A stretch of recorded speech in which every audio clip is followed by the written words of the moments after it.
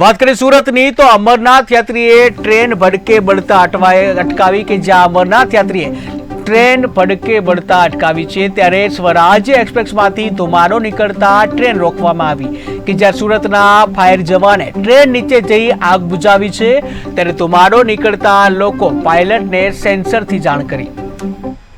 હું મારા સગા ભાઈ 7 મિત્રો સાથે અમરનાથ યાત્રા અને વૈષ્ણોદેવી યાત્રા કરવા ગયેલો હતો।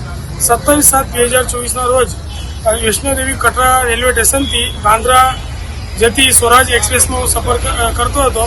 જમ્મુ તવી અને પઠાનકોટની વચ્ચે અચાનક B2 AC કોચમાં ધુમાડો દેખાતા અમે ગાડી અચાનક થોભી ગઈ।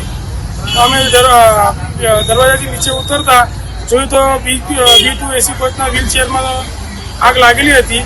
તો અચાનક હું નીચે ઉતરીને લોકો પાયલટને જાણ કરતા લોકો પાયલટને કીધું કે મારું પરિચય આપ્યો કે હું સુરત મહાનગરપાલિકામાં ફાયર બ્રિગેડ તરીકે ફરજ બજાવું છું। હું આગ કાબૂમાં લઈ શકું છું, તમારી પરમિશન હોય તો હું આગ કાબૂમાં લઈ શકું છું।